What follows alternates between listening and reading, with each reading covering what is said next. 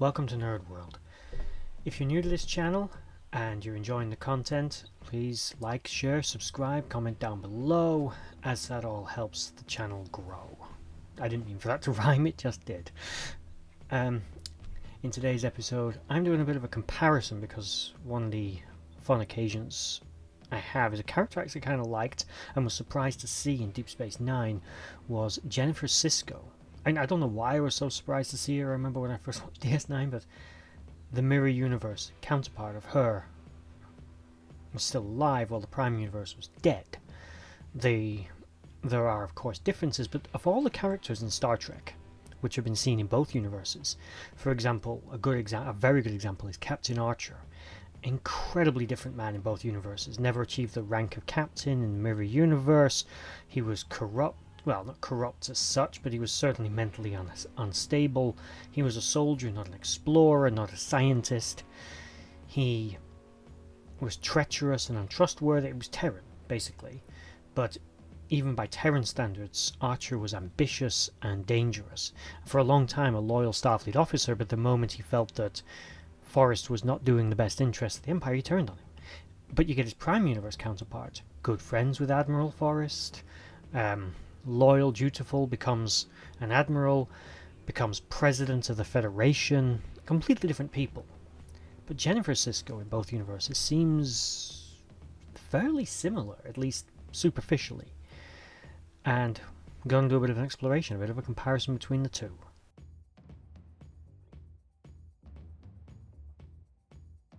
Jennifer Jen Sisko met Captain Benjamin Sisko, or the then lower ranking officer, on a beach in 2354, where Benjamin Sisko became immediately enamored with her, although to be fair that wasn't entirely one-sided. He was very forceful about it, going up to her and declaring that it's not every day you meet the woman you're going to marry, with her asking, is that a line used on all the women? And he says, never before, never again. The two became very close very quickly, and within a year were married. And a year after that, in 2355, Jennifer gave birth to their son, Jake Sisko. As a family, they would routinely go on camping trips. On one occasion, it was recanted that they attended a festival on New Berlin, which is a city on the moon, with Cal Hudson and his family.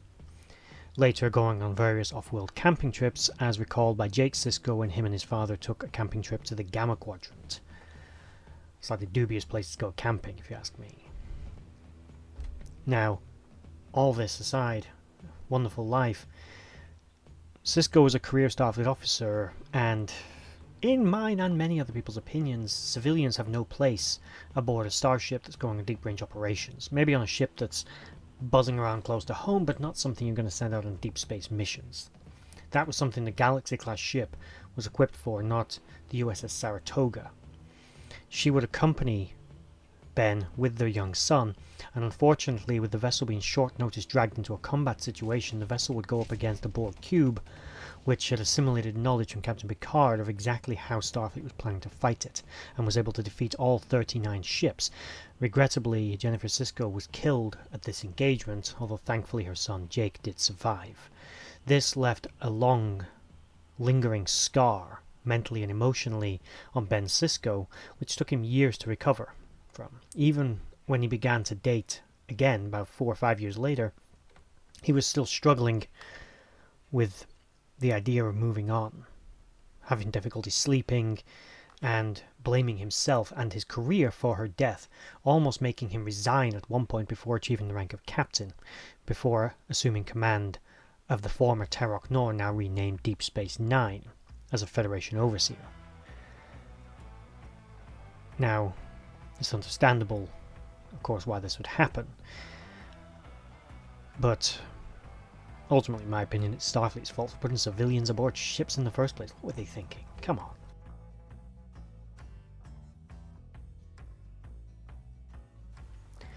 In the Mirror Universe, Professor Jennifer Sisko was actually, in some ways, in her early career, a traitor to the Terran people.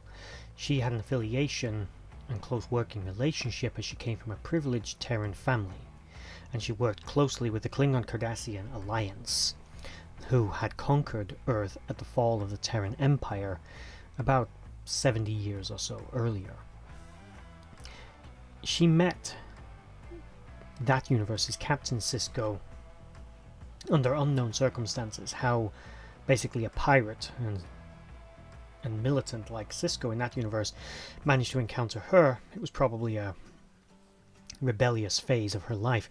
They married in the 2360s, but she got sick of his infidelity and his constant need to impress other women, as well as he seemed to care more about his ship and his crew and make more time for them and very little time for her. She eventually wrote him off when he decided he was going to go into the employ of Intendant Kira Nerys at Terok Nor, becoming her privateer, roaming the sector like a good little soldier of the Alliance almost.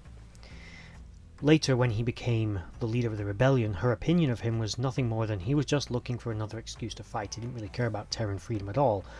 We're not sure if that's true, but of all the people in the galaxy, his wife, is likely to have known him best. It could have been true. She, on the other hand, viewed the Terran resistance as murderers, thugs, and dangerous, and the more they fought and the more they killed, the more they were giving the Klingon-Cardassian alliance an excuse to use harsher tactics on the greater Terran population and cause more suffering, for a misguided attempt to attain freedom. She'd rather stick with the status quo, but that's easy to say when she's never had to work in the ore processing facilities, and has probably grown up with servants and with Klingons and Cardassians treating her with some degree of respect.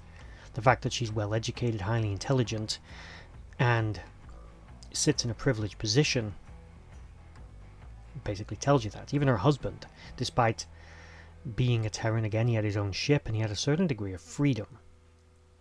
More so than, say, Miles Smiley O'Brien, although he was the tinkerer of Terok Nor, he was by no means free. He wasn't paid for his work and he had to bow to the Intendant. Sisko was employed by the Alliance to build a transspectral sensor array, something she had designed that would allow their ships to detect movement of rebel fighters within the Badlands, hunt them down and destroy them. This would end the resistance once and for all and restore peace and she believed, stop the Alliance from constantly persecuting Terrans. This was not true, of course, and eventually she was convinced otherwise by the Prime Universe version of Benjamin Sisko and the other members of the Resistance, who were basically planning to kill her unless she switched sides. He managed to convince her that by joining the Resistance she was giving a real chance for her people rather than to live in servitude. She would turn her formidable mind to the act of attempting to attain freedom from the Klingon-Cardassian Alliance for the Terran people rather than trying to keep them subjugated by it. In 2372, she would visit the Prime Universe, one of the very few Terrans, other than, say, Kirk and a few of his gang, to have ever done that. At least on purpose, anyway. She tricked Jake Sisko into visiting her universe. A dubious prospect, as Sisko realized how dangerous it was there. Although Terok Nor was technically a free port controlled by the Terran Resistance, it was a prime target for the Alliance and was uncomfortably close to Bajor, which you have to assume the Terrans were having to hold by force by this point, as the Bajorans were willing members of the Alliance and didn't like Terrans very much. So Sisko had to go into that universe, which was Jennifer's plan, to force him to help finish building the ISS Defiant. Later, when she was attempting to help Jake Sisko return to his universe and save him from the firefight that was going on the station, she would run into Intendant Kira. Kira, who initially tried to convince Jennifer to go with her, realizing that she wasn't going to, attempted to shoot Jake, but Jennifer sacrificed herself to save the boy, the son she never had, as in that universe her and Benjamin Sisko never had any children. And that was the end of her. She died in 2372 at the hands of Intendant Kira. A great loss to the rebellion, probably to the Terran race of the Mirror Universe, losing one of its brightest minds. But those are basically the difference. I mean, superficially they seem quite similar. They're both quite caring, nurturing people that ultimately have a strong maternal bond with Jake Sisko. Although it was more clear that the Terran version was of a higher status in society, since she was a scientist, contributed probably a lot more to civilization than the Prime Universe. Not saying that she didn't, as she certainly had qualities, but they're not really explored. We see the Mirror Universe version was a well-respected scientist amongst a race that were considered mostly slaves. She was patriotic, but lived more in fear for her people rather than wanting to fight for them, but eventually did, of course, change her mind on this stance. The differences also become more apparent when you scratch the surface. Superficially, they both seemed very polite, well-mannered, well-spoken, highly intelligent women. But while the Prime Universe was nurturing and caring and loving of her husband, her son, and probably of her life, the Mirror Universe was a lot more manipulative, much more ruthless. The fact that she was willing to endanger Jake Sisko, although at the time she didn't see him as anything like her son, as she didn't have one, so by bringing him to the Mirror Universe, tricking his father, she was willing to use such underhanded tactics quite readily, was very Terran of her. So you see the subtle cultural differences between the Prime Universe and the Mirror Universe. The Terrans are much more ruthless, manipulative, and generally speaking, untrustworthy. And that seems to be a trait that hasn't changed in their culture even in the 24th century after decades of conquest by the Alliance. But in a way, from the Terran point of view, they're used to dictatorships and ruthless leaders. It might not have been that much of a difference, really, for the general Terran population. It just gave them a singular enemy to all hate, more than anything, most likely. And there we have it, the two Jennifer Siskos of both the Prime and Mirror Universes. I haven't done one of these comparison videos before. I might do a few others now I've thought of it, and because there's quite a lot of interesting characters who are very different, and some of them that are very similar.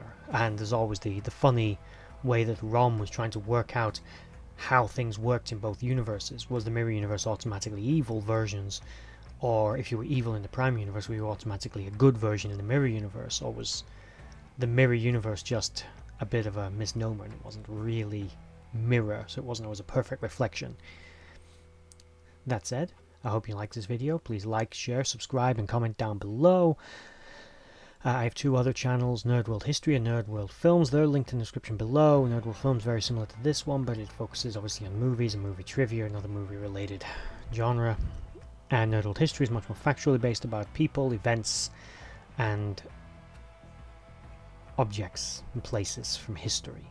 It's a relatively new channel, not many videos on it right now, but if you're interested, links in the description below. Please head over there. If you like them, please like, share, subscribe over there, and bye-bye.